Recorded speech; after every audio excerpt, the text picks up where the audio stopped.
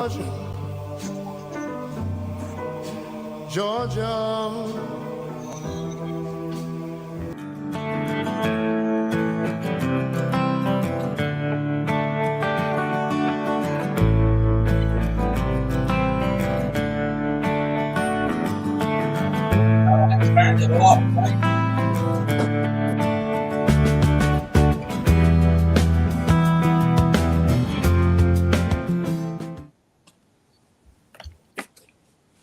Hello, shooters, loaders, and casters. Welcome to the Georgia Shooting Connection Friday Night live stream.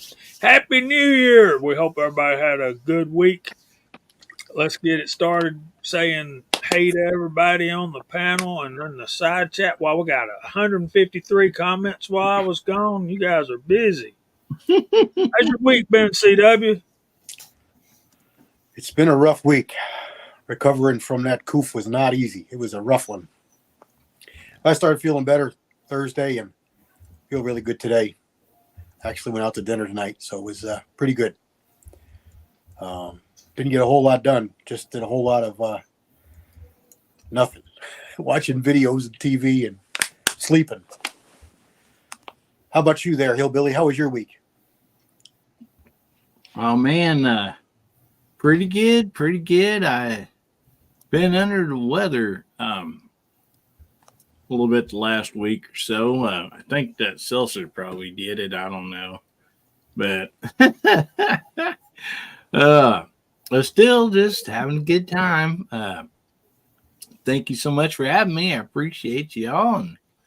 And anyway, looking forward to an awesome show tonight. Very excited. Great side chat out there. And so, Gene, what you been up to, buddy? Oh, well, not too much. Hey, nice to see you all tonight. Hello, side chat out there. Man, great to have you all with us. My week has been busy at work. I did get a couple videos done. They are in editing queue, so I'll be getting those out here shortly. And I'm going to start a little reloading series this next week, too. Going to try reloading some aluminum. So we're going to see how that goes. I got plenty of it to play with. That's it for me. What about you, Walter? Well, but actually pretty good week for me. I got rid of that knee brace, so I'm walking on 2 feet again and got some physical therapy staring me in the face to get that knee loosened up again after being in a mummy for 2 months. And I got back out to the range today, so that was good. But those two things were good. But what was great was this. After years of intense research, we finally have come up with a good use for White Claw hard seltzer. And I did a video this weekend on using that stuff to wet tumble brass, and it worked really good. I was surprised. So it was kind of a tongue-in-cheek video, but it turned out to actually work. Not that I would go buy that stuff because it's too expensive, but that was a fun one. So I'm doing good. I had a good week. How about you over there, Chris? Had a great day today. I finally got to the range. I got a bunch of filming done. I finally got to put some rounds through the new gun, and very impressed with that. And I need to go back and read the comments on the White Claw cleaning video because that was pretty good stuff there. But yeah, I really appreciate the invite. Awesome to be here tonight. Been looking forward to it all day. And we're going to turn it over to the Gizzard. Hey, everybody. I'm kind of the new guy in town here, so thanks for inviting me in. I'm not a reloader or anything, but might be someday. So, been a pretty decent week all in all. Had a few personal things go on that I've had to deal with. It's kind of put a downer on my week, but overall, I'm above ground. So, any day you can stay above ground is a good day.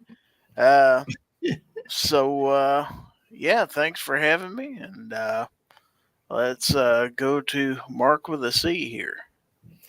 Hello, everyone. Like Jamie said, Happy New Year. Hello to everybody out there in the side chat. Good to see y'all. been looking forward to this all week, and it's been a good week. Even though it was back to work time, it was good to see the kids again, getting back into a routine. And didn't make any videos this week, but I've got some coming, at least some good ideas. I picked up a couple of new things this week. I was sitting at the airsoft field last week, a little bit bored, and I started looking around on eBay, and I've been wanting one. I got myself a Lee loader for 45 Colt, and I'm going to prove to everybody that thinks they might not be able to be a reloader that you can. And I also got one of my first hollow point molds. So I got a new 38-357 hollow point mold to maybe try out. If not tomorrow, maybe Sunday after we're done shoveling, because it looks like we got some good snow coming tomorrow afternoon. Yep. And that's what's happening. The last good thing was this evening, Seth and I took a little trip for his birthday out to the airsoft shop, and he got a few things, and I got a new airsoft pistol. Looks like an old single action clone. So been a good Very week. cool. Looking forward to a great evening of chat.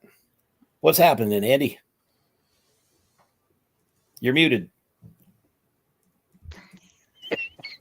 That's because my phone kept going off. Anyway, it was a good week.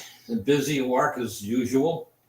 My nighttime hours spent playing with the new Rossi a little bit in the basement, which you saw a video up this week of it. And I chose not to show it on camera, but I did some people call it a garage pop. Well, I live in the suburbs and the houses are 20 feet apart from each other, so there's no way I could pull that off. But my basement's 30 foot across from wall to wall. So one zinker, it went through 3 2x6s. And it was a pretty low load. It was only like 3.4 grains of bullseye. So that was the new Type 3 wad cutter. I put a little red dot on the piece of wood, and the red dot sight haven't sighted in yet, other than a bore sighting, and hit the dot.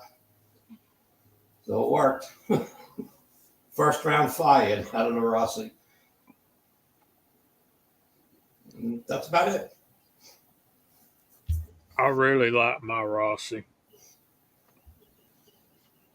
I mean, mine is so smooth. The only thing I'm not happy with is, like I said in the video, I eject around, and I'm about 1.5 feet, 2 foot off the ground when I eject it, and it hits the rafter, which is 9 feet up.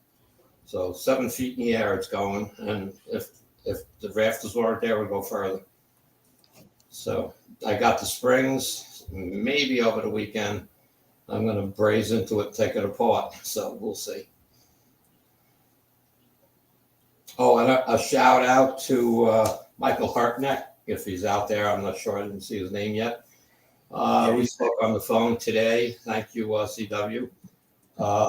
He's sending me out a box of zinc, and I'm going to return a bunch of zinc bullets back to him. He wants to play with them, so we'll see what happens.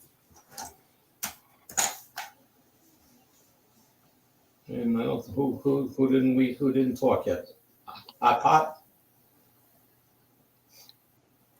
Nope, got through everybody. Okay. Just Jamie. What's your day going, Jane?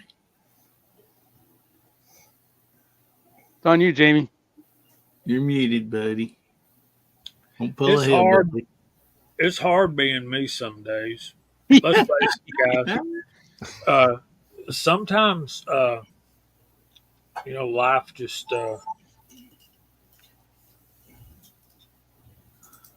Tommy Boy wants to talk about that. Brandon's out there. He's the guy last night who said he wanted to know what it takes to get started reloading, and we'll get to that in a few minutes. And we'll talk about hollow point molds and how to use them too. And we might even talk about whatever pops up. But we've had some. Hey, Kyle, we've had some stuff going on around here. My dad's got COVID. My sister is in the hospital. She had surgery today, and so we're working on a lot of different stuff. And it's my fault we were late getting started because I was dealing with some of that stuff. So pray for your forgiveness, and we'll do better in the future. No problem. Before we get started, Jamie, could I address something? Yeah. I'll throw it out here on the side chat. It's we got Mark and all that, and everybody says Mark with a C. And I just want to let everybody know this is how us hillbillies spell Mark with a C. So, in case people's confused about that.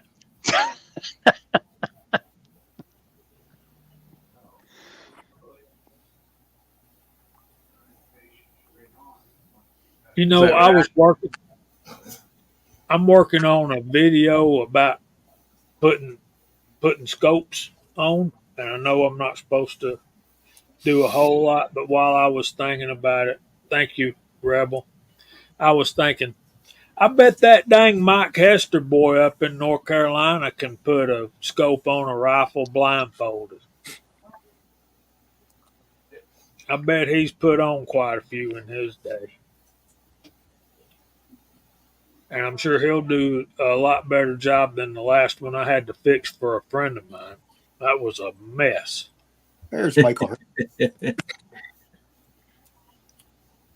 there's Hasbro. Today's Hillbilly's birthday and Misty, Miss Wayne's Right. birthday. That's Yeah, right. yeah. I forgot to send out a good morning and a happy birthday. Happy birthday, Hillbilly. Well, thank you very much. I sure appreciate that. It popped on my phone and I totally just was doing other things. I think I was elbow deep in about 15 pounds of venison sausage is what I was doing. Yeah, Hasbro's been nice enough to buy all the hard seltzer I want to drink today, so appreciate that, buddy. You ain't spent a dime yet. Yes, happy birthday. And please forgive us for not singing happy birthday because we get really bad comments when that happens. So We get booed. Oh boy. Yeah, thanks for the birthday. Happy birthdays out there, everybody. I appreciate that. Hey, you can only be 29, once or a dozen times. That's it. Exactly.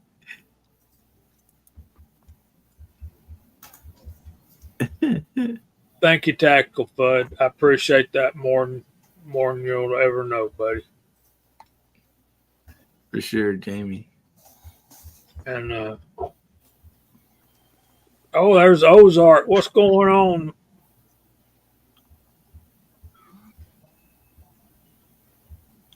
We should all bomb Tin Man's videos on his birthday. You got to let us know when it is, Marvin. Okay, so before we get too deep into stuff, yes or no answer. Have you taken down your Christmas decorations yet? CW. I didn't put any up. I don't have it in me this year. So that'd be a no. No. Didn't take it down because I didn't put it up. That's the only acceptable no. Right? Except for me, I hadn't took mine down yet. I got the stuff off the tree. I hadn't put the tree in the box yet. High Boy says no.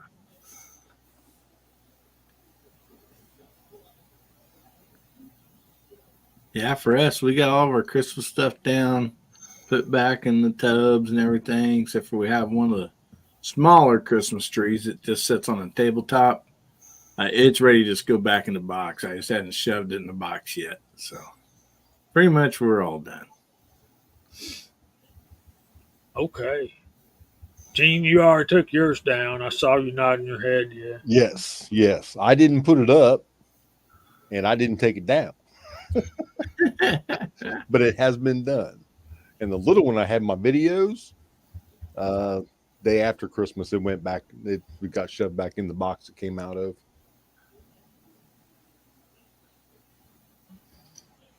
That's cool, Ashley. My wife used to leave them up for a long time. She liked it. She called it she had a name for it. I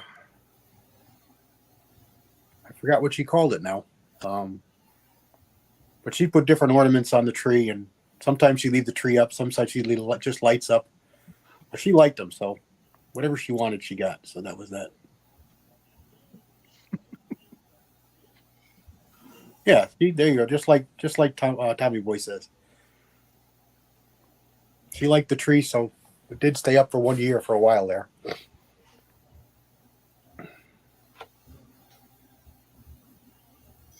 They do, man. I heard that. I saw an article on that this week.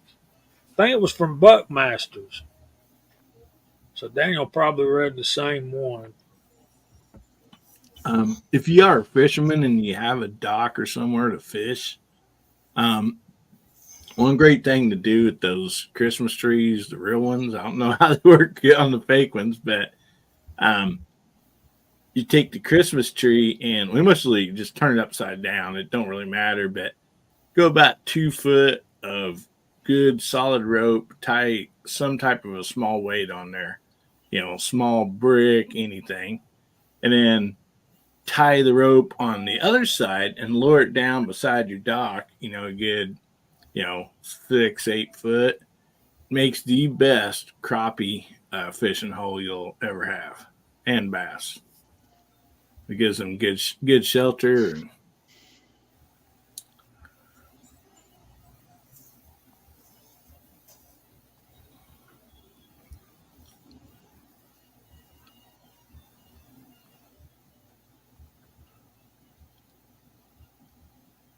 All right, I'm trying to do something and I can't seem to get it done. I'll have to do that later.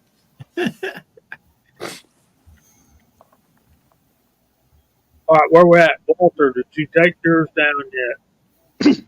No, I usually get a small tree every year. Some years I would get a rosemary bush, shaped like a tree, and then plant it. But now I got more rosemary and I know what to do with. I got like a rosemary farm out the back here. And then this year I was laid up, and so I couldn't get out and go. We got local Christmas tree farms like everybody else does, and I usually go cut a little small one, like a 3-footer or something big enough for me.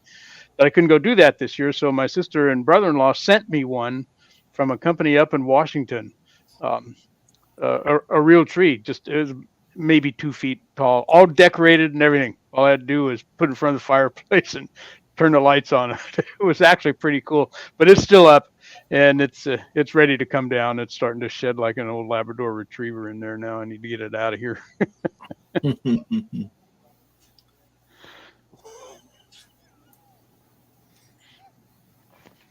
Chris from the 740. I'm in the same boat Gene's in. I didn't put any up and I didn't take them down, but the wife did. That's the wife's thing. She's the decorator, not me. Yeah, I was asked, you want to put the tree up? And I said, I don't care. I'm going to put it up. I said, good for you. She said, we need a new ornament for this year. I said, okay, go get one. Good thing you're an agreeable son of a gun. That's all I can say. For the most part, it's like, yeah, do what you want. She put lights up outside and decorations and stuff, and this wreath thing on the door. And I'm like, okay. It's one of the houses in my Christmas video I did, and the lights and those shorts.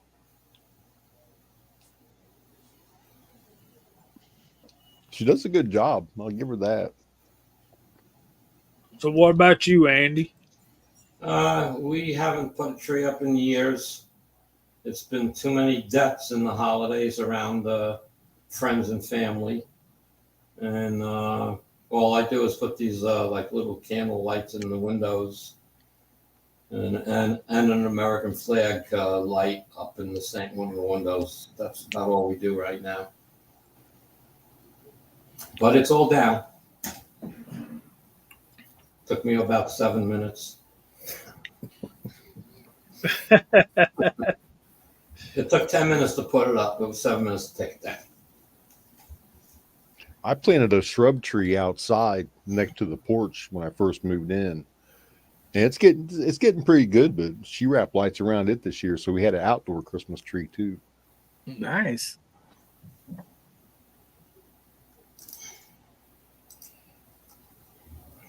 Guess it's my turn.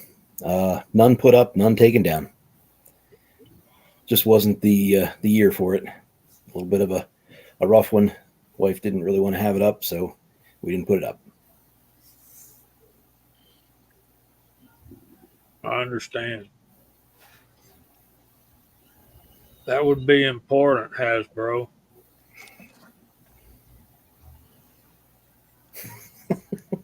Y'all heard the saying, if wife ain't happy, nobody's happy. Oh, yes. Well, does anybody remember they were smaller, but the porcelain Christmas trees had the one light in it, and then it just had different color little bulbs. And both my grandmas actually had one of those. It always set up somewhere, and you plugged it in, and just turned it on. And I got one of those buried in the Christmas stuff. Yeah. I got one too. It's my mom's. We have one. Yeah, maybe that's what I'll pull out next year. Easy peasy, man. Yeah, Then we have an LED. I think it's 2 foot tall. Just pull out it's a fake tree. Just pull it out and plug it in. That was our standby for a while, but the wife just said no more. I said, all right, this worked for me. All right, but you, Gary? Those back in the day, Rinks and Kmart, because my grandmother had one, my mother had one. They were pretty cool though. Did somebody ask me? Because I couldn't hear. Yeah. What about you, Gary? What'd you do this for Christmas? You had your stuff still up? Is it down? What's going on? Well, what little bit I had, I only had 2 things because I don't typically spend Christmas here. I spend it with my kids.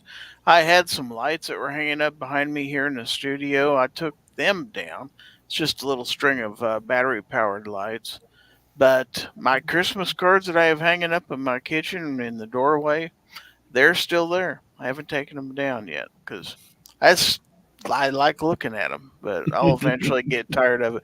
One I just got.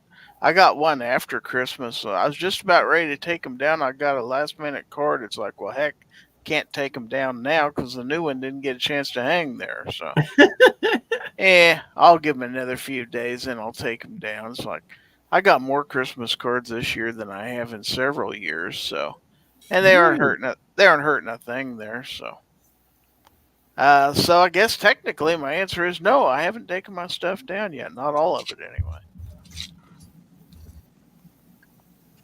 Big Al, that's what I used to do when I was a kid. Would go out in the woods and would find a cedar tree, cut it down, drag it home, all that stuff. So That yeah, sap. Oh, I still have sap on me, I think, somewhere from those years. I wish I could find some of them, Mike Hester. I tell you what. Of course, we'll call out side chat, but I'll tell you about ours now. I spent pretty good money for an artificial Christmas tree, and it's in 3 pieces and it's in the box. And then we got the ring at the top, and then the lights that come straight down, and they change colors, and then you put some of the balls on it, and you're done pretty quick. I don't do outside stuff. We just put the tree up and that's it. So we've got everything done except putting the tree in the box, and that's where we're at. And we'll get that done first thing in the morning. Well, my wife does have like the entire Christmas village. I forget which set it is. Like you have to buy them individually, and It looks really nice, but it's always a chore for her to put those up and take them down. And All right, let's go through the side chat and say hey to everybody. And what can we type in? I got a suggestion, Walter. Uh, Hey, Jervis, John's hand loading. What's going on, buddy? Long time no see. Uh, one small time didn't we do RCBS? We To did. all right, so instead of Hornady, how about we type in LNL for lock and load? There you go. That'll Lock be and load. all right. We got CWs on the panel in the side chat. Walks Fletcher put RCBS, but that's okay.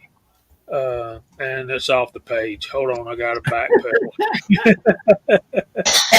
yawn. So CW was first, and then reloading from the hot pipe. He's in the panel in the side chat. Then Walter, then Hillbilly Up. Walks Fletcher says RCBS. Gizzard Gary, glad to have him with us tonight. Bama Dad, Edward Petty, trees are blowing. How you doing, man? Big Al, 6-shooter Texan, John's reloading. Ozark Spirit, Kyle, Paul Loud, GDW Outdoors, Bobby Barlow, Hasbro, Christian Grest, Mike Hester, the Rebel Tactical Fud, Michael Hurtnett, Duffer 426, Ashley A, Senior Master Sergeant Bulldog, James Pugh, Justin Grimm, Dwayne 7834, Tommy Boy, Dale Pogue, Brandon Switzer. Wonder if he's kin to Barry. Chris from the 740s on the panel and in the side chat. Andre D'Angelo, Tactical Fud, Fluffer 10mm, Jeep Guy, Walks Fletcher, Rich White, Michael Hurtnett, Andy 79 Z28, Pat in the bunker. What's going on, Pat? James Pollard, Armament Naxes, Tim S, Edward Petty, Michael Dunn,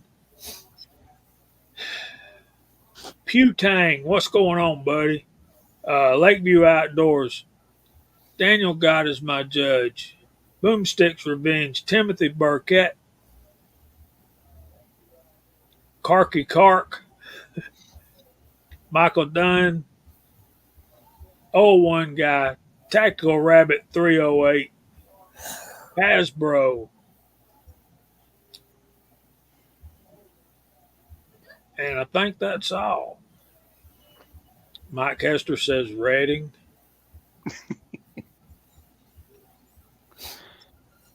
There's Alaska one, Andy. Gort, what's going on, buddy? Rallis Carvelis.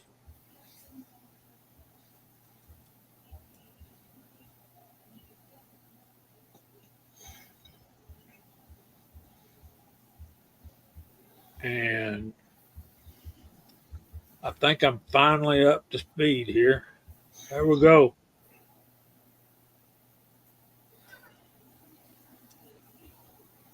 Man, I can't highlight a comment. 77, I see.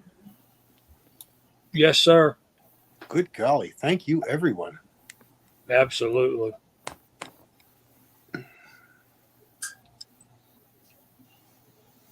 We're going to talk about that, John. Tonight's topic is what do we absolutely have to have? I'm thinking bare minimum.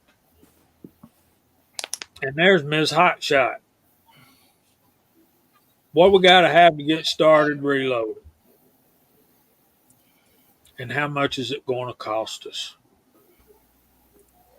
So we'll say one thing and give everybody a chance to answer something. And does American Hillbilly, you want to go first and then Gary? Since you guys are not reloading yet, what would be the first thing you would buy, Hillbilly? I would buy a subscription to Georgia Shooting Connection probably.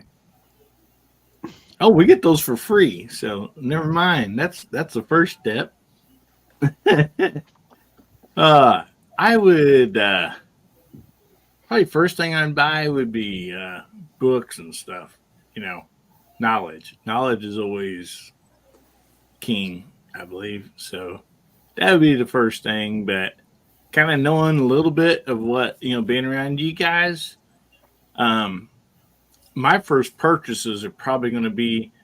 I mean, if I see like good deals on primers and stuff, because I've heard you guys talking. Of course, I want to buy some primers or powders or whatever, just a few at a time. Whatever I can afford. But was probably going to be a brass cleaner and a deprimer. And then I figure I can at least get that part of it done. That's a whole lot of one thing. I guess it is, ain't it? Yeah. You did say first thing. I think you said first things. I'm sorry. I thought there's an S. Sorry about that. So your answer to the first thing would be knowledge, manuals, books. Yeah.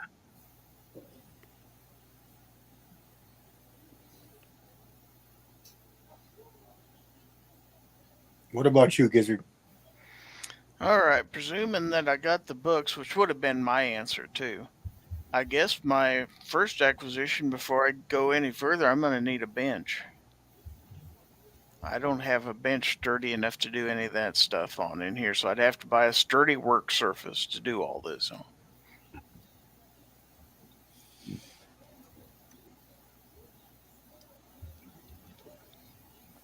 That's Good choices. true.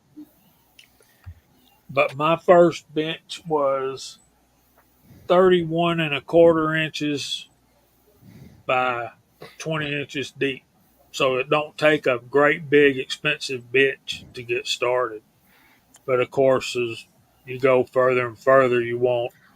Look, man, I'll be honest, and Hasbro nailed it right there.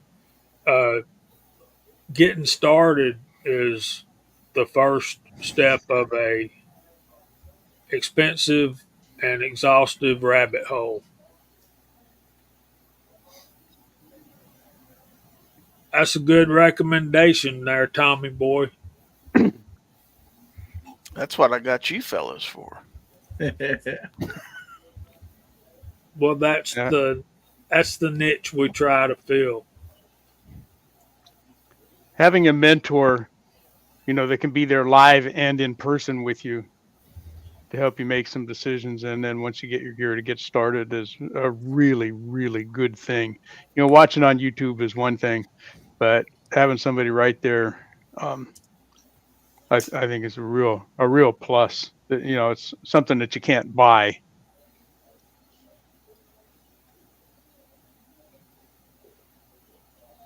Especially if they can come over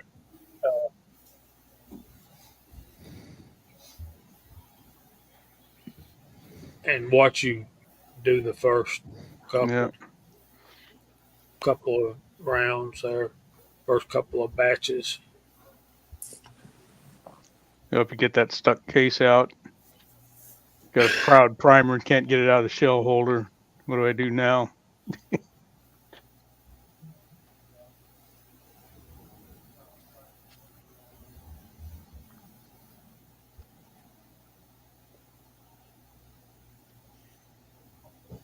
I'm gonna There go you next. go. I'm gonna go next while I got it on my mind before I lose it, because we lose that quite often. Good lighting, excellent lighting, flashlights, overhead, from the side.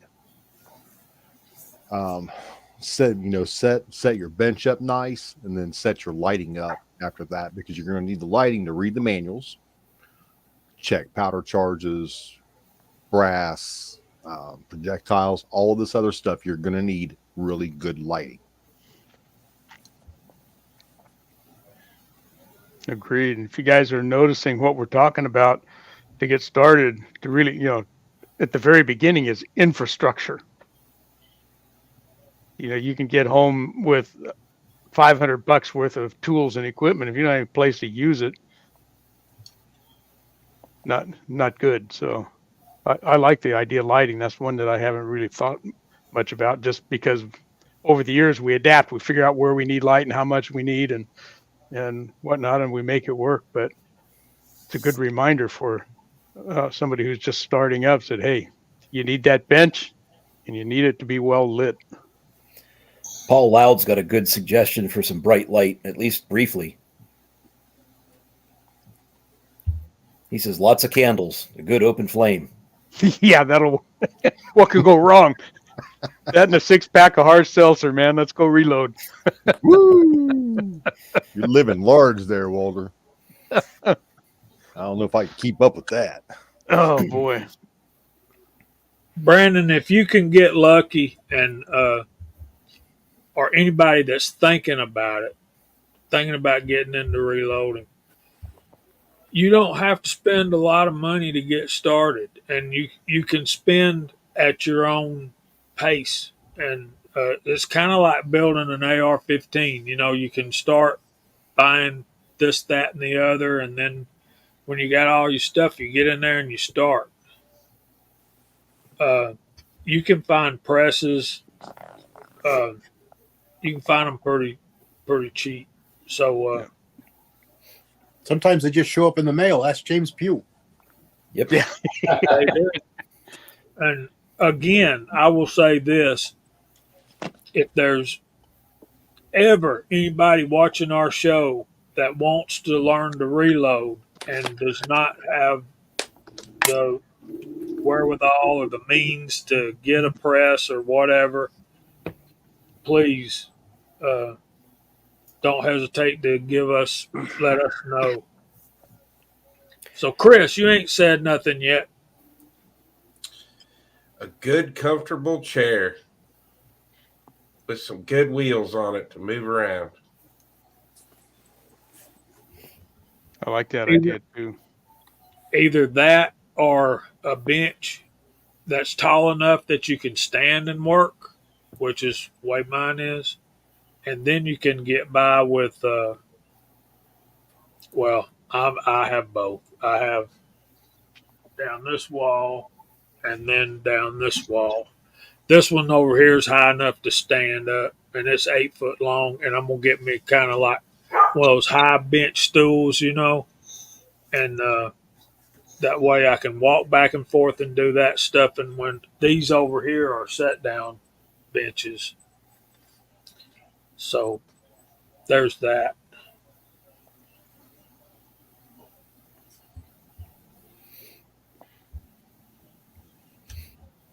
Yeah, if you'll let us know you need something, we can. All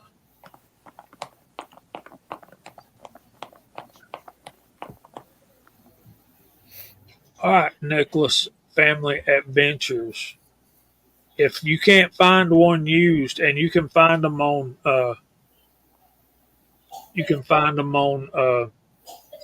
eBay. Thank you, dear. You can find them on eBay. Shot shell stuff is different. It's a whole different animal.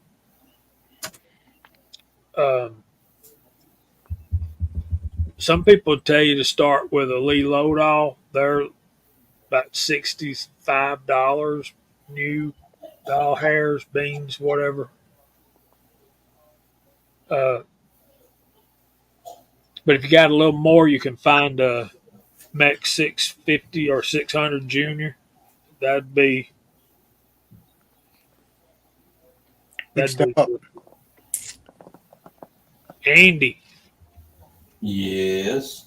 Well, you guys pretty much brought up everything, but I mean, my only suggestion is for your first time going into reloading, the first thing I would do is pick the caliber that you think you want to reload for out of what you shoot.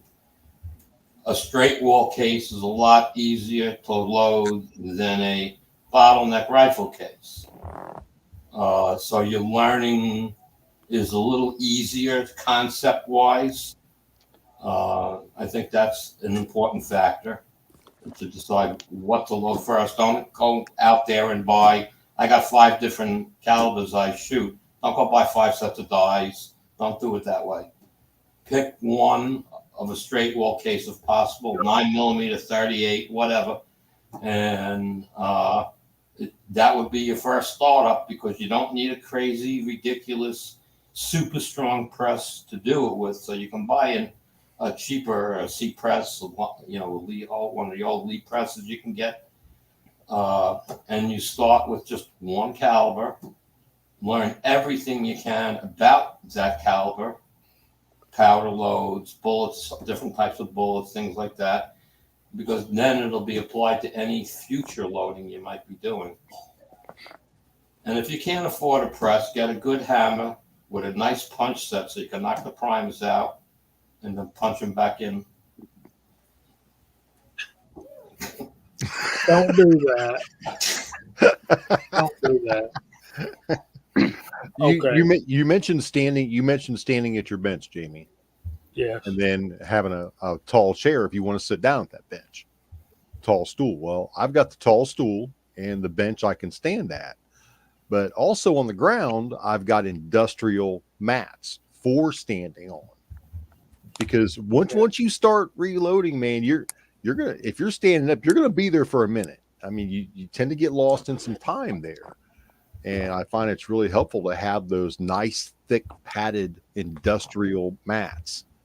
And in my reloading area, I've got 2 big ones, so it's pretty much all covered. So as soon as I step to my reloading room, it's like, shoo, shoo, shoo, shoo, shoo. You know what I mean? You can sneak in and out of there without anybody knowing where you are. Oh, yeah. Like she wouldn't know where you were. Well, she can't find me upstairs. I'm downstairs. All right, let's get real here for a minute. Who has not said, Walter, have you said anything? No, I made a couple comments. As far as getting started with stuff, I think we've pretty well got it covered. I will mention just one thing, and that was, I think it was either Gary or Hillbilly talked about books. And there's 2 that I recommend to start with. And everybody that you ask is going to say something probably different. And I like Modern Reloading by Richard Lee. It's in the 2nd edition. And I like this one for the first chapters that are in here. This thing's a little intimidating. That's a big old book. But the first part of this is about how to reload and reloading theory. And I think he does a pretty good job at that. And the other one that I think you should have both, is this one. This one has just got all of the reloading data that anybody who's getting started needs to have. And this one is not particularly brand specific. Even though Lyman makes lots of gear and stuff, they talk about their gear in the front part. But in the data section, they use all kinds of different bullets and powders and stuff. So that would be my addition to the book recommendation. I don't think we heard from Mark yet either.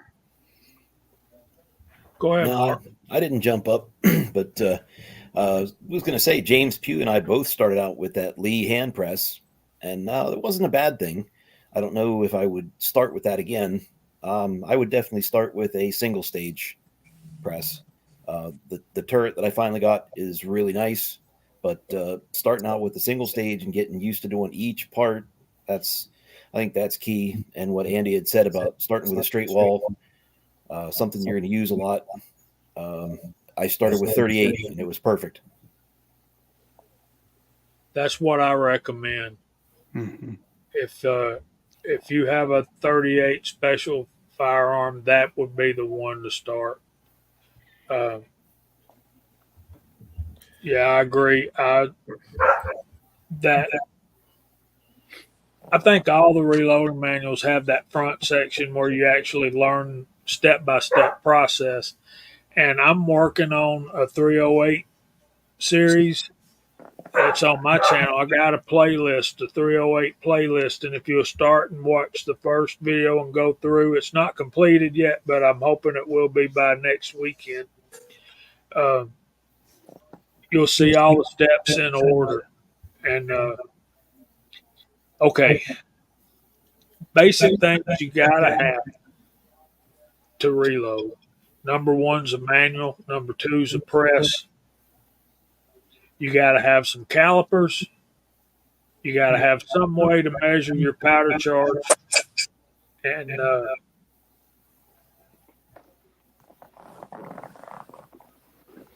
you gotta have a set of dies for whatever you're reloading. And I will say bottleneck. All right, general shooter guys are going to want to load 9mm and 5.56 or 2.23, and 9mm seems like it would be easy, but it's got just enough taper to make it really aggravating sometimes, especially for a new guy just starting out. That's why I recommend the 38. And Ozark started with 38 357 and 3030. Those are nice. Whereas the 3030 is a bottleneck cartridge, it's not as severe as a lot of them.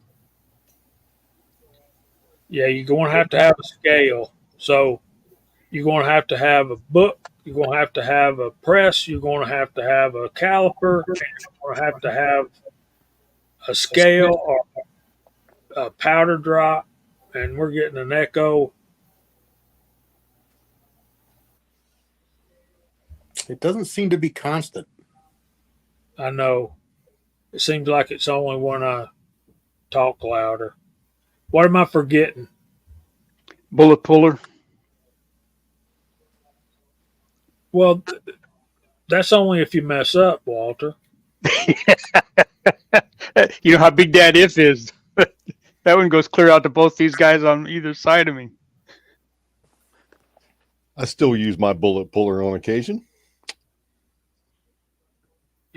We're not all perfect.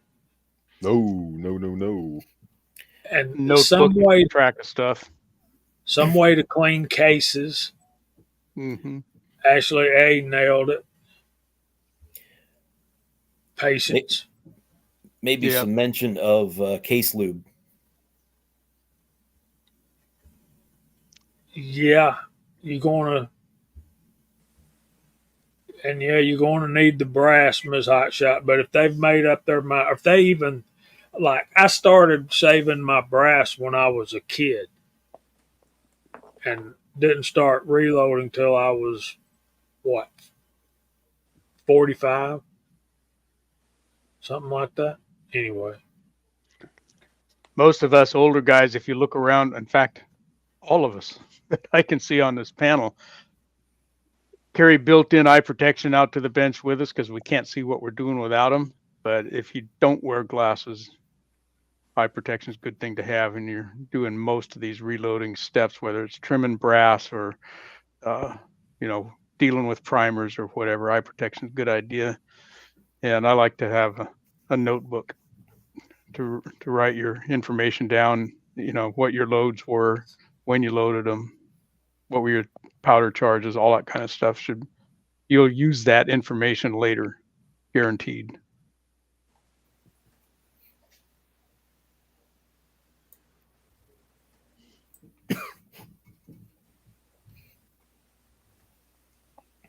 There's Insight Freedom. What's up, Scott? How you doing, buddy?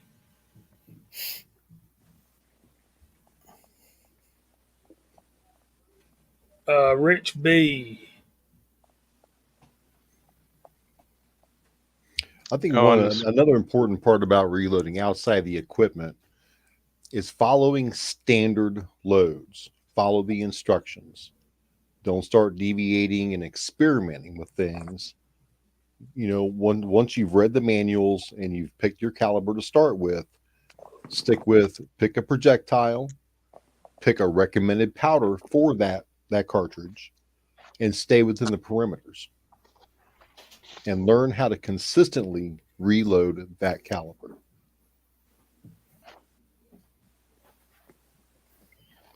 It's kind of like playing music. Master one instrument before you go on to the next one. Right. And what what Gene's talking about, if you're a beginner and haven't really started yet, when he says follow the information and instructions, these manuals that we're talking about, there's just all of that stuff is all what we would sometimes call a recipe, which tells you, hey, here's what we found when we used this bullet from Hornady or whoever, with this kind of powder from Alliant or whoever, with this kind of a primer, and there's multiple choices of those, and at this overall length of the cartridge, we stuck that in our gun, and here's what happened. And they'll give you a range of different powder charges with that bullet, and a whole list of different powders you can try, and those are all going to be safe loads, providing you know how to read that table and know what the numbers mean and the difference between a maximum load and a minimum load. But yeah, follow the data at first, follow the instructions until you get really, really, really familiar with what it is you're looking at, because those numbers can be confusing. Yes, this is not a shelf delivered to your door from Amazon. Read the directions. Read the instructions over and over. Can I say something, fellers? With building high dollar racing engines and just fabricating stuff that I've done throughout my life, I never trust digital. I'll use digital as long as I can always back them up and check them with, something that's, either my calipers, anything, my torque wrenches, any of that stuff. Do you guys suggest any of that? I've seen the question, digital scale or beam scale. And Yeah, I prefer analog. I use digital. I'm trying to trust it more and more, but it's the thing with the digitals. They're affected by things that you don't know are affecting them, and you don't know when they're affecting them. And you can't tell if it's a battery issue, if it's a light bulb issue, if it's a radio frequency issue. I just won't use them for stuff that's really critical, like powder. If I want to weigh a bullet, if I want to double check a powder, okay. I like the beam scale for my powder. I'll check my powder with digital. I will weigh bullets. I will exclusively check my cast bullets with digital, because I'm grouping them for weight ranges, classes, and things like that. No problem. Because if I'm off a little bit, it doesn't really matter. It's not as critical.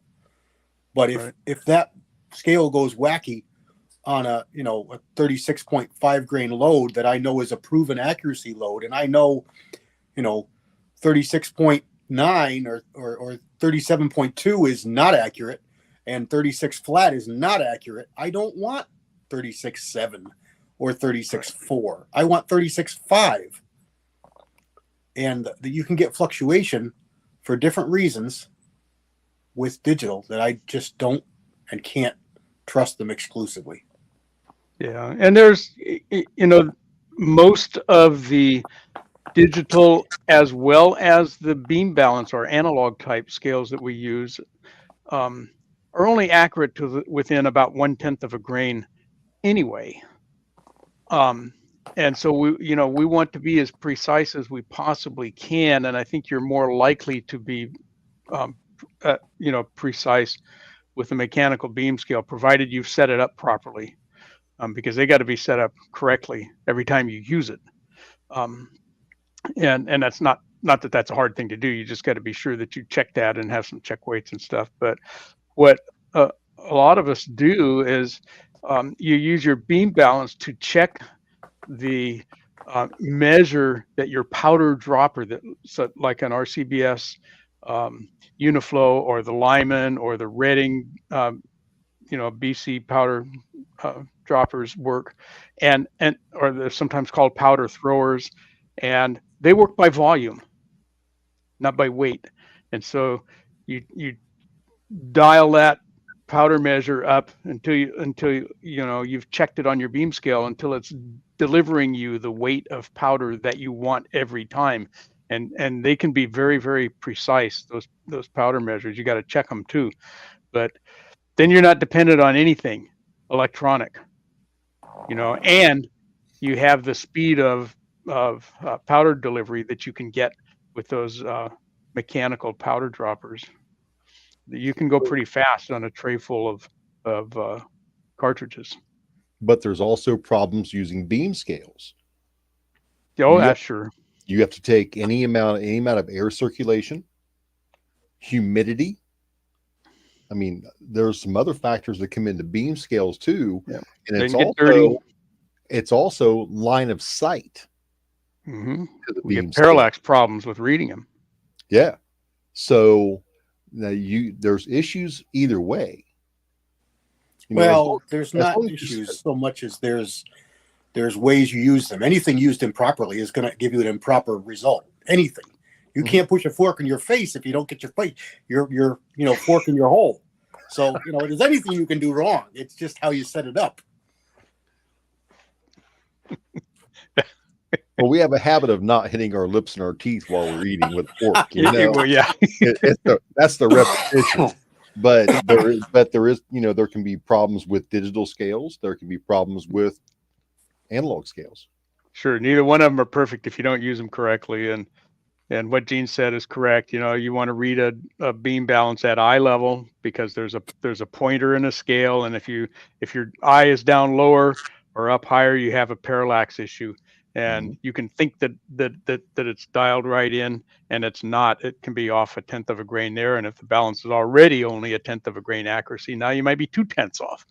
So you do got to set them up. Hey, if I may interject here,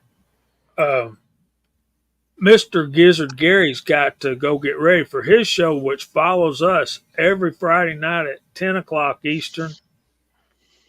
The only time zone that matters. Alrighty. Well, thanks for having me, Jamie. Hey, man, I was glad to have you. Hope you can come back sometime. I know it's hard when you come on right after us.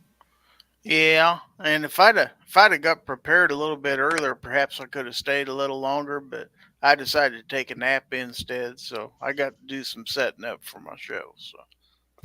Well, thanks for being here. Come back and see us when you can. Thanks for having me, guys. Hi, Gary. Hi, Gary. That's good people right there.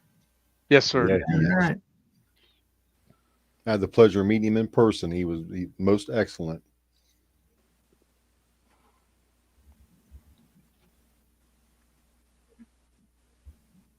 I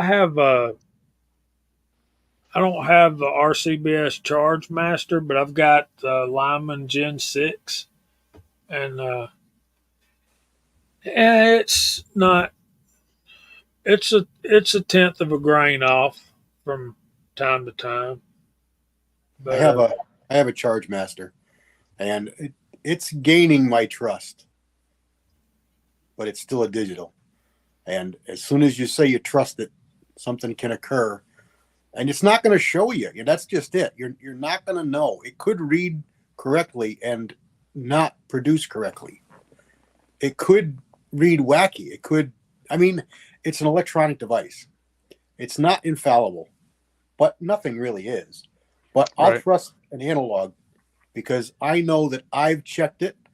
I have check weights, which I use on both. I use a magnifying glass on my pointer. I know there's no wind because it's my room and it's closed. There's very little dust because it's on a shelf that's contained. They do sell covers with your scale, so you should be covering them. It's an instrument. So, if you do what you're supposed to and going with digital, that means changing your batteries regular, make sure contacts are clean, make sure you have a good electric source if it's plugged in the wall. And I use both styles. You can have fluctuations in your current in your house that you're not even going to know. All these things can have and play factors on electronics. That's my biggest reason. And to me, it's that important for that powder measure, for that powder throw, for that powder amount, which is the reason that I'm so critical of it. I mean, I weighed a lot of powder charges from factory ammo, and you'd be amazed if you pulled some factory ammo to see how it varies. It's scary sometimes. And it's just, I'll use my Charge Master. I'm like I say, I am gaining trust in it. It's been very, very, very stable as long as you start it, let it warm up, and stabilize it. It's been very, very good. I can't say I found a problem with it, but it's still electronic, and I'll still run it through my OHAS, and I'll know it's good.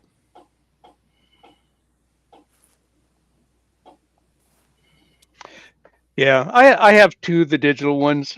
I have an RCBS Charge Master Lite, which they don't make anymore. They've changed it and they made it Bluetooth for no apparent reason.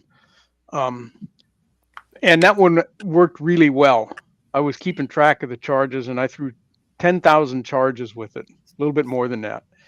And it gave me one charge that was off out of all of those. So it was very, very consistent, but it's slow for the kind of reloading that I'm doing, which is handgun and relatively small powder charges, somewhere between 3 and 20 grains, I'll say, okay, at the most. So then I got the Frankfurt Arsenal IntelliDropper, and it's worked really well for me. But it does tend to drift a little bit. You got to check it all the time, but it's way faster than the RCBS unit, and both of them are getting expensive. You can That's pay. one I tell you, I've been really, really pleased with the Charge Master with light charges. That was what the first I used it for with 32 shorts. And that's loading like 1.6, 1.3, 1.5 grains of powder. And it's beautiful. It works really, really well because powder drops just don't go that low. You just can't make them go that low. And if you can, they're way inconsistent. But I'll tell you, I did get a lot of errors in the charge weight on the ammo master. I mean, on the Charge Master. But it didn't let it go. It told me it was over. Right. No, it told me it was wrong. You just dumped it and went over. So I can't really call that a problem, and I don't call it a problem. I don't look at it as a negative. It's a very tiny little amount of powder. Right. To get an extra granule is a lot in that 1.3 grains of powder. You don't realize. Yeah. So, and unless you have 150, to 500 of them to do, that's where you're better off probably using the beam scale and a trickler anyway. But yeah, and that's what I always did. I know. So that's what I always did. So how often do we calibrate both digital and mechanical scales? Digital, every time I turn it on, let them warm up. I mean, you got to start reloading. So one of the things you do when you start reloading is calibrate. Yep. Check your scale. You set your scale. You mechanical or digital. Yep. That's every just time. part of what you do when you go every single time. And if you're loading for a while, you should do it in between. Mm-hmm. Particularly with the digitals, and if you bump your bench, your beam balance can get knocked out of alignment, or if you let the pan drop too hard and it rattles it a little bit, depending on what kind of a system you've got for your poises, they can come out of adjustment. Dust can get under the garnets that are the fulcrum, fulcrum and wedges. Yep. Okay, use your covers. I highly recommend, and a couple guys have mentioned it, and it's what you really should be doing, and that is that your scale should be at eye level, however you work, whether it's sitting down or standing up. And I highly recommend adding a good light, little LED light, like Walter's shown us many times. The sewing machine lights are a dandy asset to all kinds of parts of your reloading system, and they're like $10. They're cheap. Yeah, I found awesome. some adjustable ones. Yep. The light brightness can be adjusted. Yep. and then a So little That's even bitty better, yeah. magnifying glass, and put it on a shelf that's eye level, and make that shelf just a little bigger than your scale.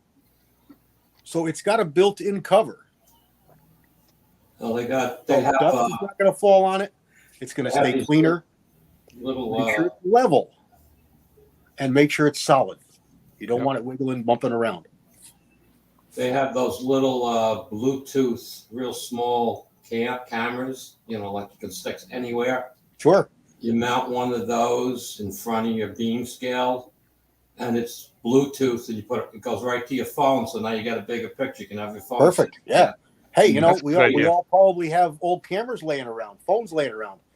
You could set up the camera, Yep. but also know that camera, that phone may affect your digital scale. Yes. So there's another, you don't know what's going on. You get a text message, all of a sudden your scale's wacky. You don't know. You got the wrong kind of light bulb. You got the wrong kind of phone. You got a hard line. You remember we used to have to put those little dongles on our phone because they affected things? Well, that's what it's affecting. It could affect your digital Rich White. scale. Good idea, Rich White. Yeah, lock your Absolutely. reloading room. Keep the cat off your stuff. Oh yeah, that's another big one. I don't have cats, and I'm not really a cat person, but I would definitely make sure cats stay out of your reloading room just because of your scales. You don't want them standing, sitting on your reloading scales. He'll be pouring out the powder tray on the beam scale. Yep. Because it Yep. moves. It moved, and it dumps powder. Look at that! I could swat this across the room. When we were talking about what we were going to talk about tonight, and Jamie brought up the idea about what do you need to get into reloading, I was afraid we were going to get into a big long list of stuff.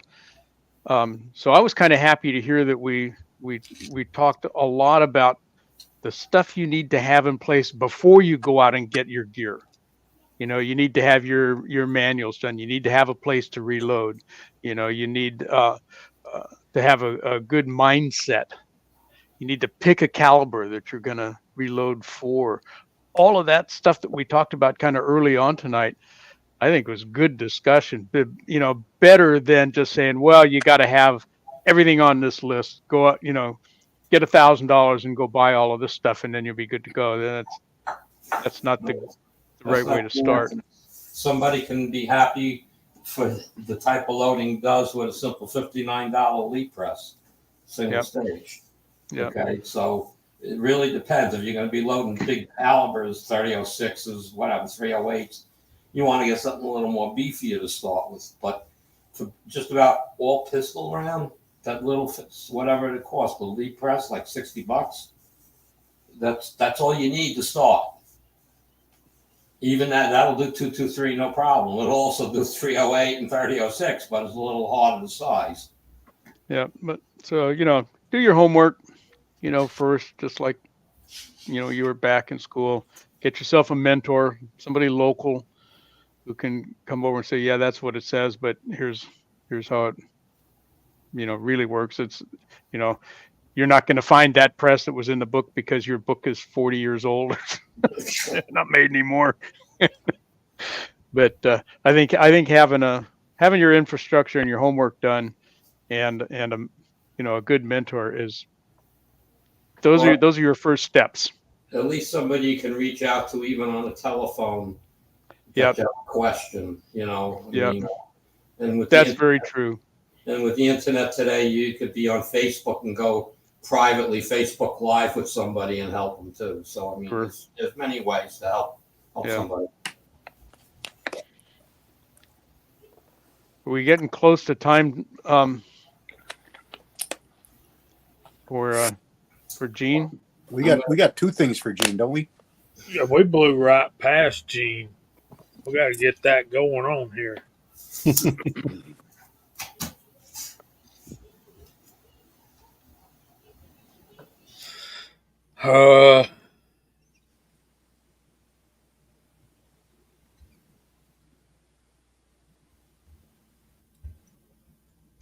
If I can remember what I'm doing here.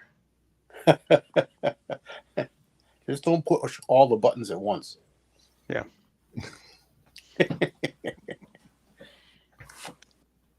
Tread's out there. He got here. Hello, Tread.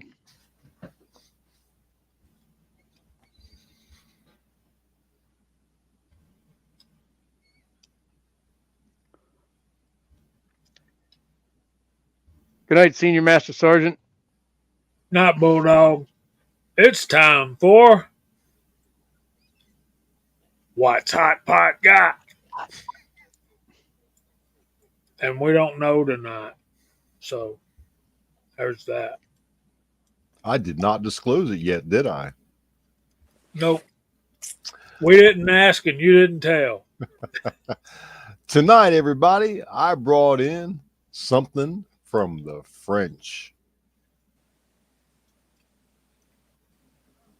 This is a Bourdain primered case. Nasty, nasty snake eyes in there. They're hiding deep in that hole.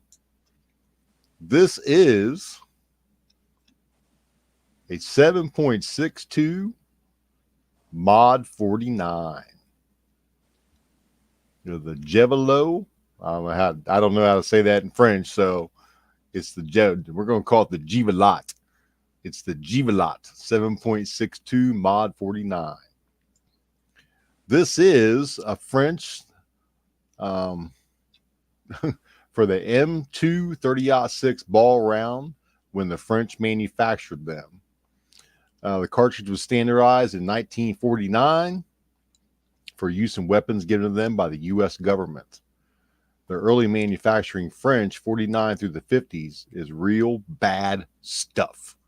This stuff is volatile, hang fires, split cases, high pressures, would even break and blow up some rifles.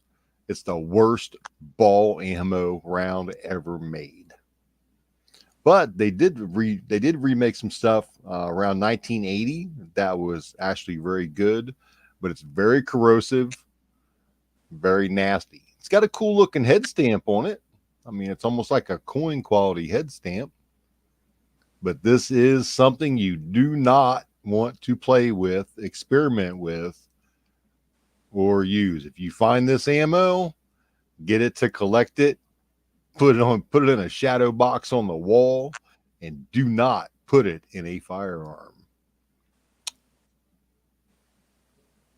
And that is what Hot Pot's got. Thank you, Gene. What Good one, Gene. firearm does that go in? 3006. A Garand. 3006. It's a 3006, just loaded by the French. Yeah, it's 30-06 loaded by the French, but the French did not do this right. This stuff, everything I read on it said, don't shoot it. Don't. Leave it alone. Buy it to collect it, but don't shoot it. Just because of how volatile it is. Looks like I'm giving everybody the finger, don't it? That's actually the fourth finger. I want to drop a note. I'm about to bail out. If you haven't heard yet, CZ just bought Seller and Bella, S&B. Oh, gosh, they bought them too, huh? I thought they rejected that offer. Nope, it just was on before. They came up with something. It's done supposedly.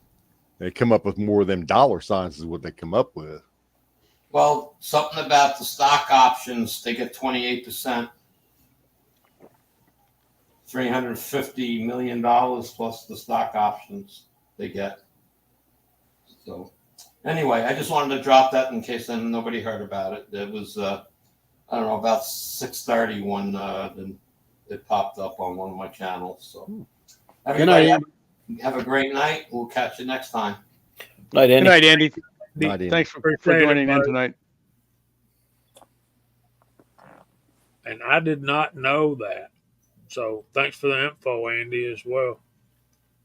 Yeah, I read on it that the piece I read on it said that the deal didn't go through. I guess it did now. Good for them.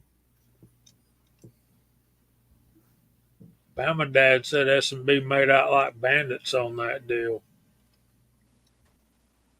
Okay, we got some business to take care of, or should we do the verse of the week next?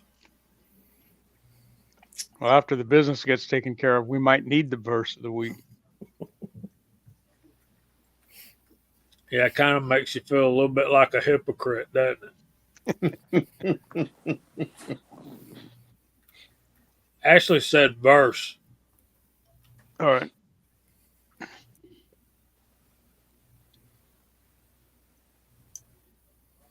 Okay, let's do the verse of the week. And remember, folks, we've been going through Matthew chapter 5, which is the Sermon on the Mount. And we just want to pop this up here. And this is kind of where we left off before we got into the Christmas verses.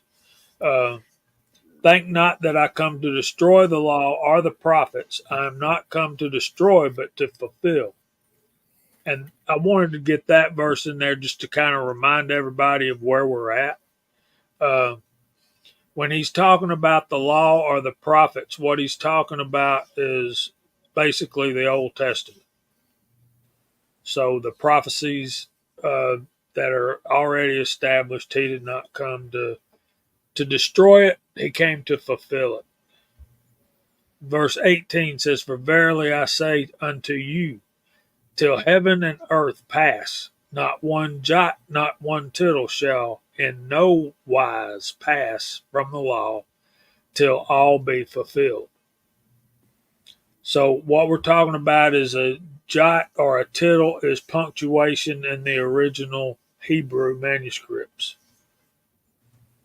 And this is King James, so when he says, Verily I say unto you, that means I'm telling you the truth. And the way it's translated in the New King James is, For truly I say to you, I believe is how they put it. But not one little mark of the prophecies about Jesus will pass from the law till all is fulfilled. He came to fulfill the law, not to destroy the law, and that's where I'm at. I'm in a little bit of a funk right now with my Bible studies and stuff, and I'll just be honest with y'all. I'm a little bit put out with some of the stuff I see going on in the capital C Church Universal. I feel like as Christians, we don't treat people the way we should sometimes, and I think that starts at home. And I think we gotta love, not judge, but love. And that's just what I feel like the Lord's been laying on my heart lately. Is it's not our job to judge. It's our job to love people and treat people well. And I know I fail at that sometimes. I don't treat everybody the way I should all the time, but I'm trying. And that's where I'm at. Any other comments? I think it's the same for everyone. I mean, it's natural to judge. We do it as just as natural as you breathe. You see somebody, you look at them from head to toe, and you make a judgment on who they are as a person, who they're going to be in your life, who they're going to be in the next 30 seconds of your conversation. It's just natural.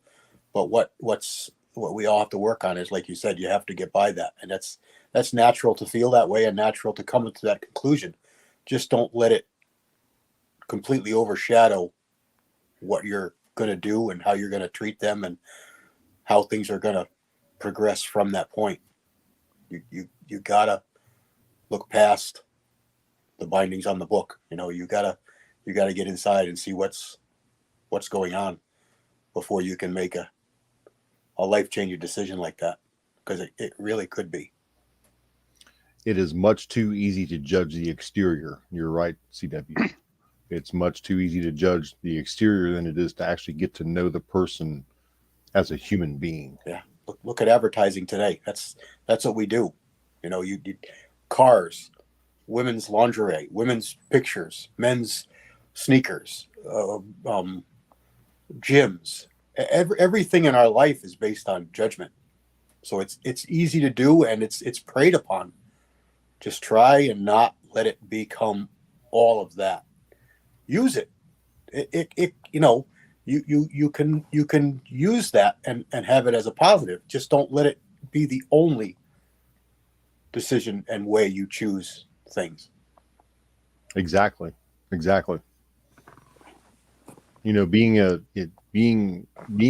a good person of faith, you should never judge by just physical, by appearance, by first appearance or impression. Let it soak in. Give it some time. God said his word will not return unto him void, but it will accomplish the purpose he sets for it. Very good word, Hasbro. So I think we were supposed to auction off a particular pair of slippers.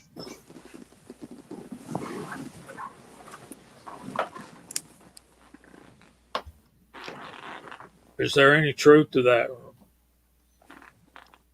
I'm keeping mine.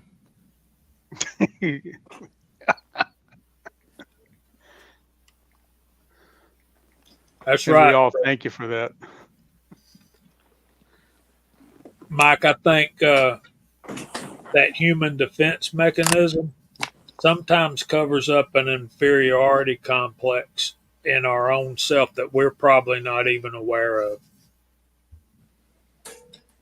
Anyway, Tread says we shouldn't judge at all, but it's a hard thing not to do. I think Right. one of the best ways I heard it, I listen to Dave Ramsey every day on the way home, and he says, the other day, I think it was yesterday, he said, I quit buying cars because of the way you look at my car. I buy cars now for me because I like them. I enjoy them. It's my money. I earned it, and I get to buy what I like, and I don't care what you think about it anymore. I'm like, Yep. that's the way a lot of us are about our guns.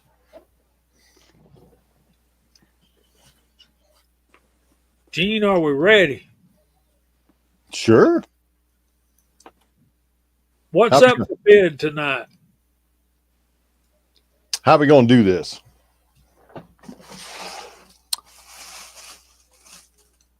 Because we have up for bid a very nice pair of red stiletto heels Marinated. that I have drank champagne out of. We also have, as an extra, the cork that came out of the bottle. So that will go into the shoe. And Miss Hotshot, in tradition of things I've found in my past and now in my present, ye old sheet with a lip kiss and signed with lipstick.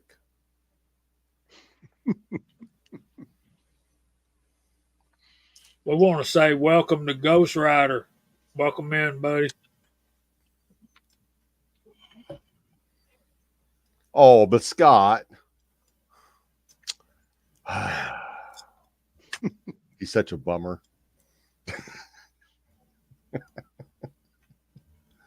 Love you, man. No homo. Would anybody like to bid on these for charity? The funds are going to the final funds are going to Red Raider to help him out, since this was actually done on the benefit chat for him. Yeah, the proceeds are going to Red Raider. Yep. Tread. It's all for charity. Yeah, and I forgot to bring that up last night on our show. The last of the checks came in, and I think our grand total was right at $2,100 is what we got sent over there to him. So awesome. That's pretty good night's work, ain't it?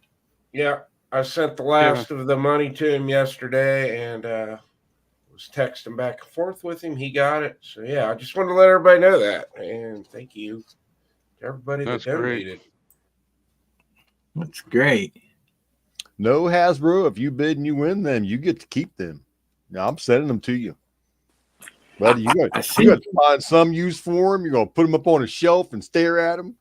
You're going to click the heels together and wish to get back home. I mean, you're going to have to do something. Look at the bling bling. Paul asked what size are they? 7.5.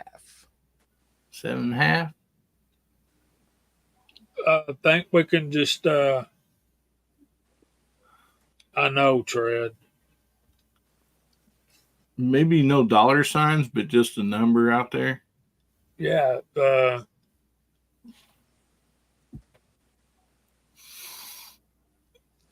I can't get my feet into those. I wear a 12. I wear a 12 and a half. I could get a couple toes in it.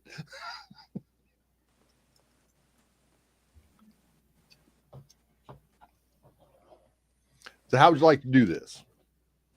We kind of talked about it before, but Let's just y'all put your bids out there. We got 10 from Hasbro already. So put your bids out there and we'll send the money. You send the money to who can we send the money to? I would think Chris, since he's got that under wraps. He's Yeah, got all the information. If he would do that, please. Yeah, we can. Problem is, not everybody has Cash App or PayPal, and I didn't know we were going to do this, so I have to go find those. We could work out the finance part. It doesn't have I to was going be to say, send it to you right because, tonight. like, you know, I might be able to send it directly to Red Rider or Red Raider Reloading. So, we'll worry about that, I think, afterwards, maybe. Do you They can send it directly to him. do you mean 30 sawbucks or do you mean yeah, 'cause that's a lot Sawbucks 10. That's $300. yeah, that's a lot of money. Appreciate it. Yeah, that's a lot of money. So technically, only one person's going to be sending money. It's whoever bids the highest, right? Right. Yeah. Yeah. Okay. Right. Yeah, we can handle that. So we can just get them Red Reloaders, Red Raiders info and probably have them send it directly to him. All right, we got 30 from Pat in a bunker. Pat's going to look good in those shoes. Mm-hmm. Ms. Hotshot was kind enough to purchase these and for the benefit, and I didn't mind drinking the champagne. I'll tell you what, it was had to be better than any kind of hard seltzer you guys had to drink. There's R4 Mississippi Thunder. Ooh. Well, good, buddy. We got Walter at 50 simoleons. Uh-oh. I want the cork.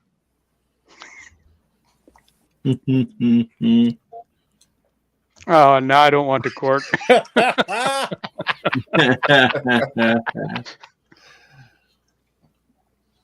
I think we need to get at least $100 for these shoes. I mean, they've been on how many live streams now?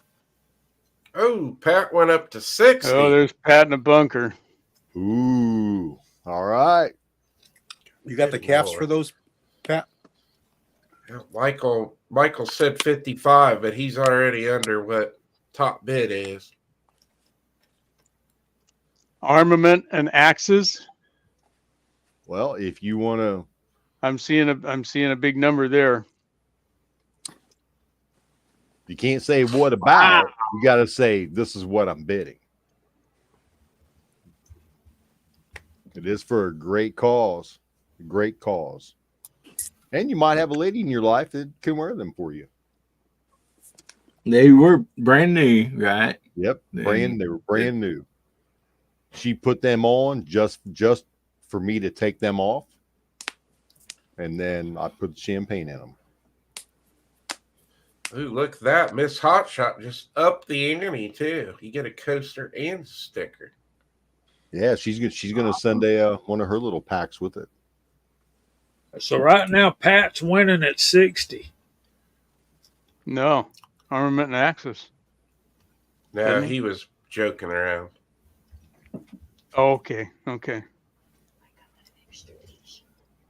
Well, in that case, You want to throw that in? Hey, I got something else she's gonna throw in. She's gonna throw in a T-shirt, a Ms. Hotshot T-shirt on top of that. It's gray. It's size large. Brand new in the pack. Oh, very nice. Man, Walter's going to look good at the range. Yes, he is.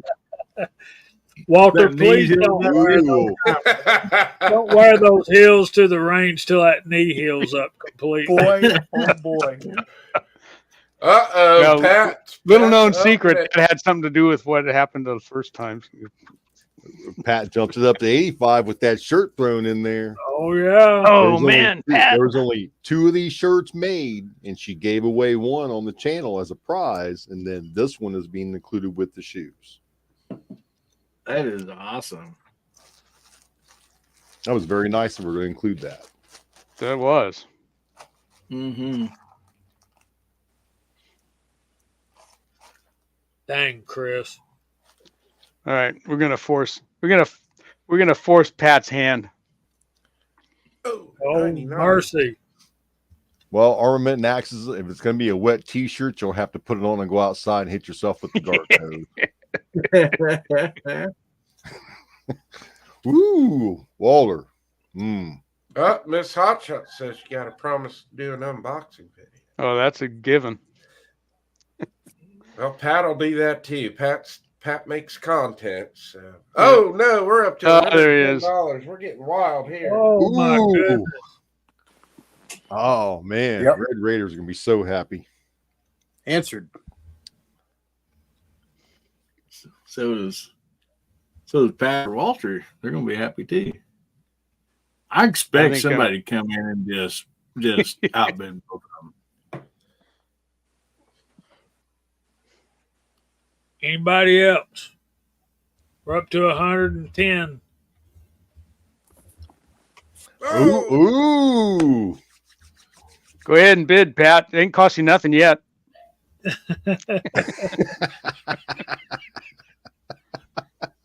man, you guys could buy a used High Point at this rate.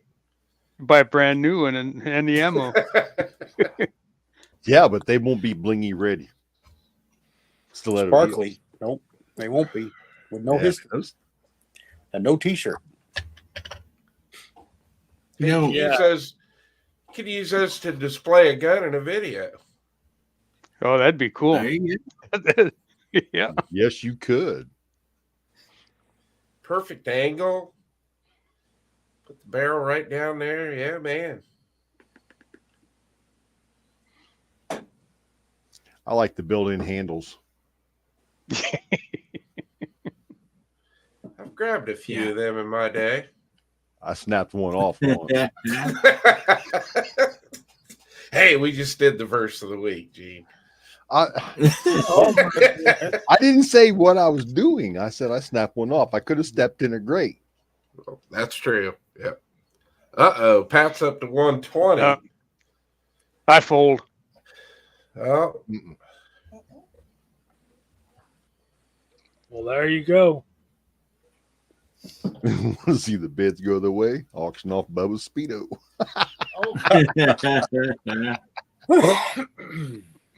Remember, this is in there too. He's gonna need that when he gets done writing that check.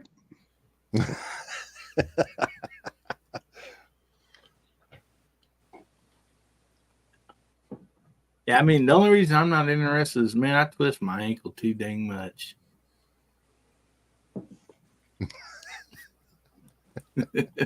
Or are they too big for you? Is that it? They look like ankle twisters to me. I bet they're too big for your feet. you see Tim S's comment out there?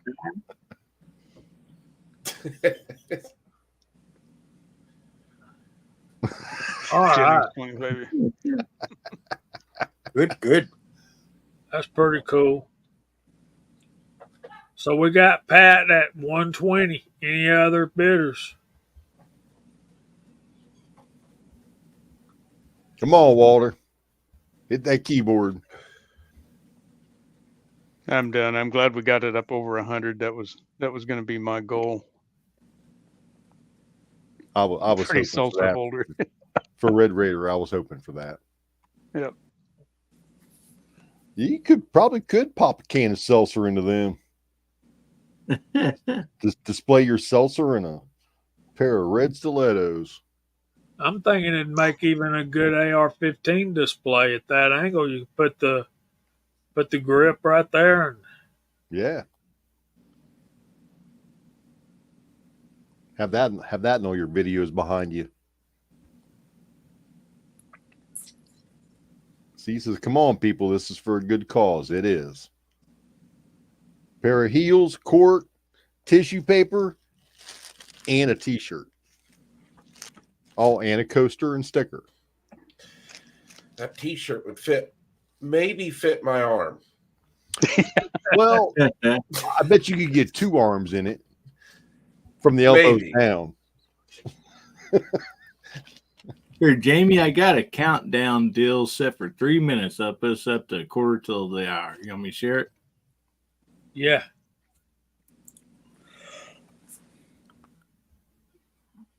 Go. No, Pat, you get all that.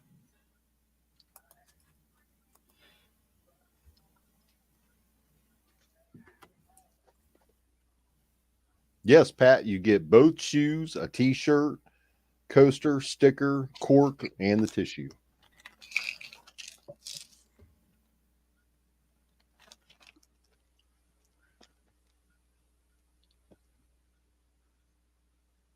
And what's Peloton bike?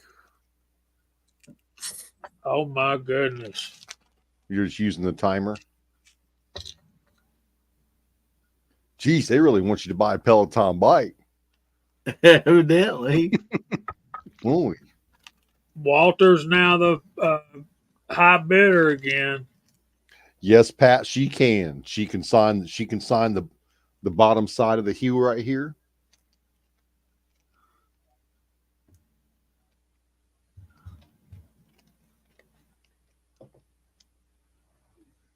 Oh, gee, dang, man. There's Milsurp Duo. What's going on, buddy? Oh, and we got a 2-man war going on here.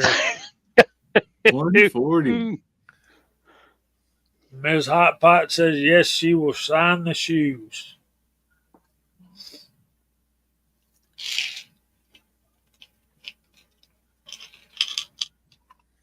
Hasbro. Now, these are not high point shoes. These are staccato shoes. Okay. Oh my goodness. These are above CZ pay grade. These are staccato. So, Hasbro, was your comment earlier, was that a bid?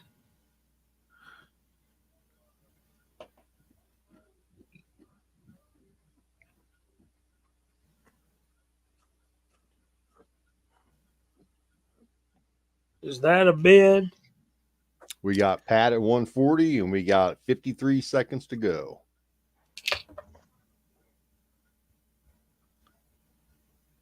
What's the highest bid right now, Jamie? 140 for Pat. 140. Highest bid. Oh, here comes a new one. Oh. 141, I see. He's a true eBay man. Bunker. 143 from Pat the Bunker.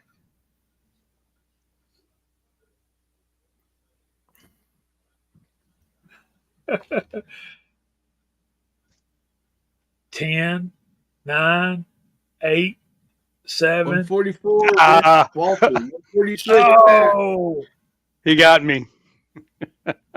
Pat in the Bunker wins the shoes and all the goodies for $146.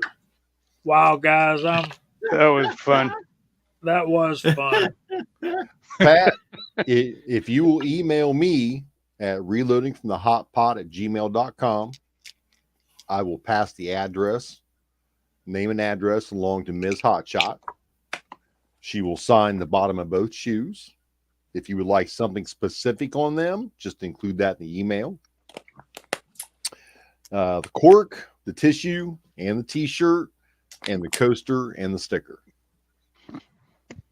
That was a lot of fun. And Gene and Christine, thank you both for coming up with that. That was a great addition to the fundraiser. I had a blast Awesome. doing it. You know, I got no shame in my game, as you all know now, as a positive for sure. If you had any doubts, erase those. Yep. Yeah, it was fun. Thank you very much, Pat. That is awesome. Then I assume we can get Pat Red Raiders info to get that sent to him, either digitally or to the mail. He could send it if you give him the info. He could just send it to them direct. What about that comment right there? Yep. Oh yeah. Yes. You betcha. Chris, what, buddy? What's that? We need a ruling. Yeah, it goes to Pat. Pat, you can. I don't care how we do this. You can PayPal me or Cash App me, and then I can send it directly to Red Raider. Or if you don't use that, you can mail me a check.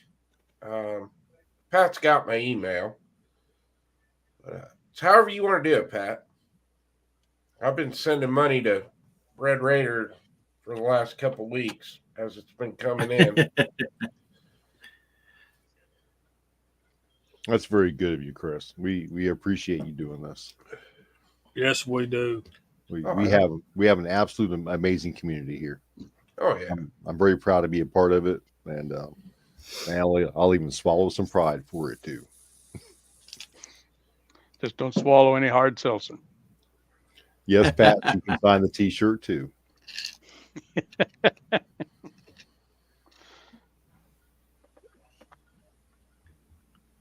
Chad Kelly popped in.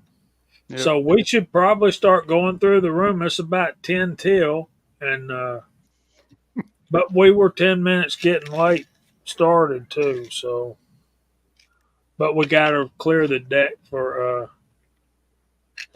Gizzard Yeah. Carry.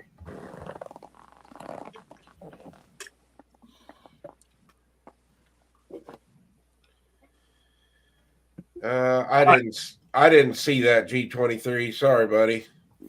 I didn't see it either. So There we go on 3, 2, 1. Hey! good Mario, you made it, buddy. You're late. Happy New Year, Mario. West Coast weirdo.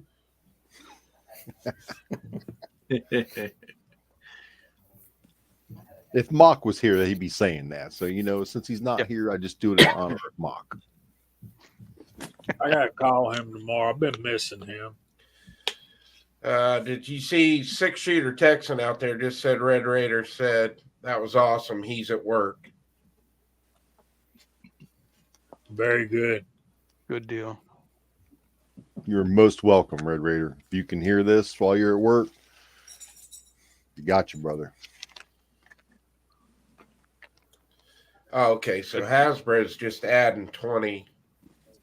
I don't know what's going on there. He's adding 20, I guess.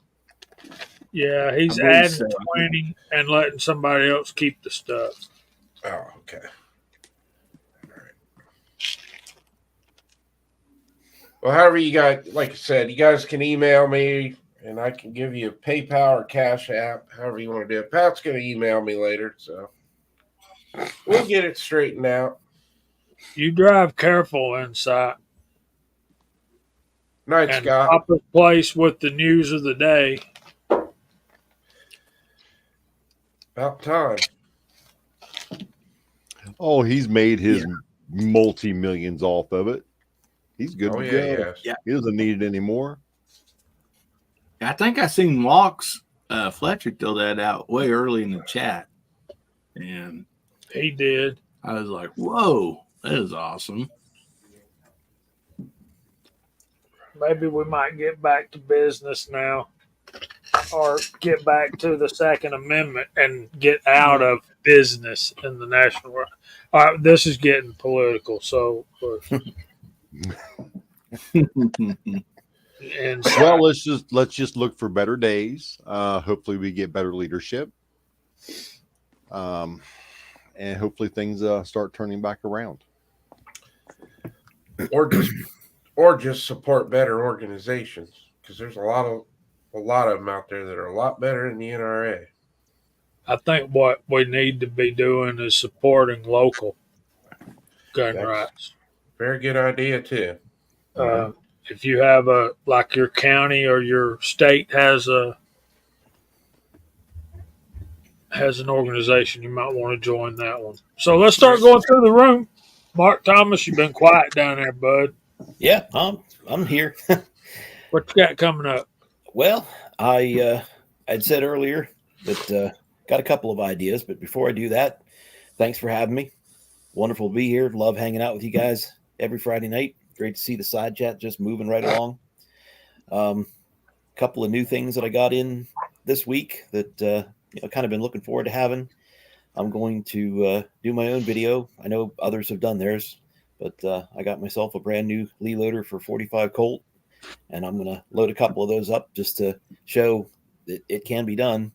And even if you don't use the data card that comes in it, or if the card happens to be missing, there's other ways to find it. And I've been doing a little bit of that searching myself. If I can, I might try to do a little casting on Sunday after the snow stops. And I'll cast that brand new 357, 38 357 mold that I got. And I'll probably try to cast up a couple more 45 Colt to load, and maybe even some more 41s. So a couple of things coming.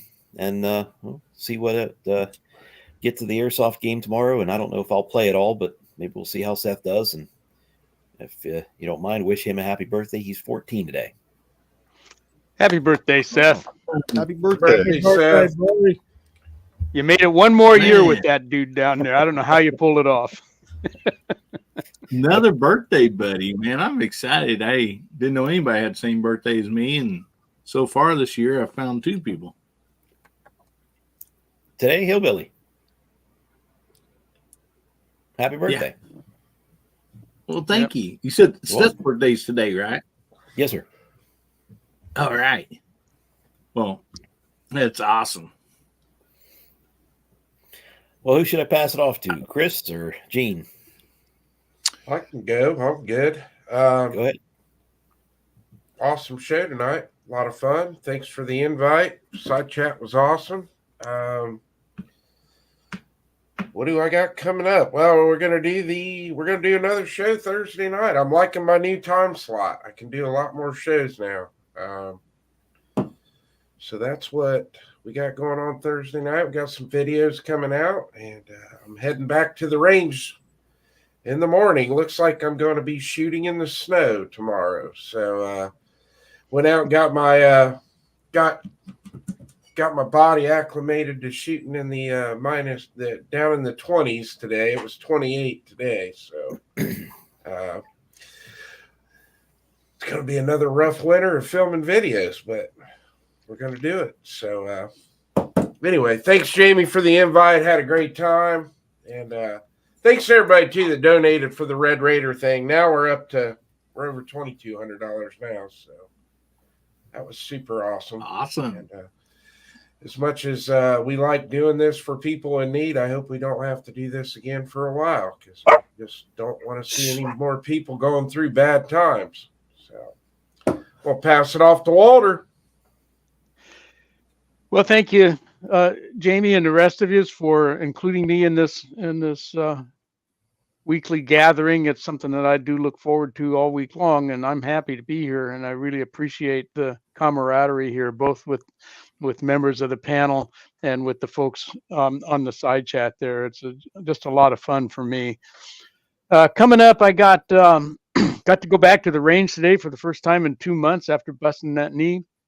So that felt good. So I'll be able to get back to the irregularly scheduled programming with some Moldy Mondays with actually have shooting video in it. And I'm going to pick that series up that I've been doing for Rumble only that is Free the Few, where I'm focusing more on the reloading and as compared to the casting. So that'll be coming up Friday. I've got an air gun video that'll pop up Sunday.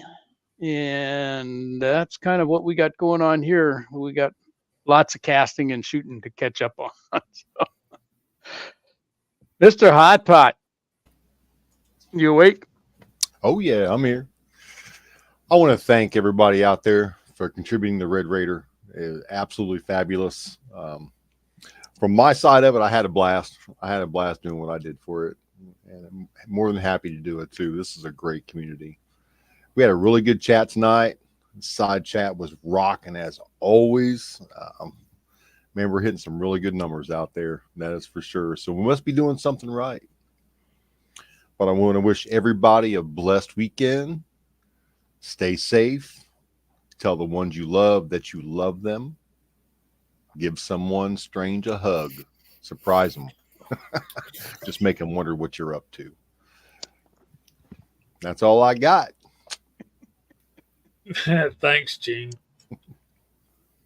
How about it, Hillbilly? You got something coming up? You bet. But first of all, I'm really excited to watch that video of Christmas tomorrow, him being all dressed up like Ralphie's little brother in the Christmas Story. That's going to be fun and exciting. Oh, man. Thank you so much for having me, guys. I really appreciate and love you all. Just always a fun Friday night. We do have Guns, Beer, and Therapy coming up tomorrow night, 9 o'clock Central, 10 o'clock Eastern. And you're not going to miss that. Moondog's going to be on, and he has an awesome giveaway for tomorrow night. And I think there might be another one, too, besides mine. So you're not going to miss that. Just thank you all so much. Thanks for all the happy birthdays out there and stuff. And don't forget, the 9th of this month, just 3 days away, is Elvis's birthday. So always got to remember that. And anyway, I appreciate you all so much. Thank you. So how about you, CW? I just want to thank everybody. We had a really big night tonight. We had some of the biggest numbers that we've seen, and I remember seeing. Pretty good chat, really good time, really good drive for the Red Raider. That was nice. That was really nice. Thank you, Hot Pot and Lady Hot Pot there for facilitating that.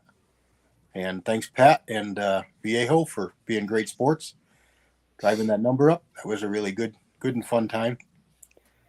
Good to see everybody. I've been watching everybody's videos, and it's been pretty good. Looking forward to seeing Jamie's. And I don't have anything in the queue right now, but I'm just getting over this cold. My little cough is remaining. But hopefully sometime soon here. I got that same weather coming in, and they're calling for a foot of snow. So we'll see what happens with that. But like Jamie said, I got nowhere to go and nothing to do. So it'll be all right. I'll make it through. I just want to say God bless everybody, and Happy New Year to everybody. And turn it back over to Jamie for our close. Thanks to the panel for being here tonight. We couldn't do what we do without each and every one of you. Thank all you folks in the side chat. We love you, and we appreciate you spending time with us. I've got 2 videos I'm currently recording. Hope to have them out by the end of the weekend. Then another one by next weekend. So I got a lot I'm trying to get done and teach Sunday school on Sunday. So thank y'all for being here. We hope the Lord blesses y'all real good. And if he's willing, we'll see you next Friday night at 8 o'clock. Say goodnight, y'all. God Night, bless you. everyone. Night,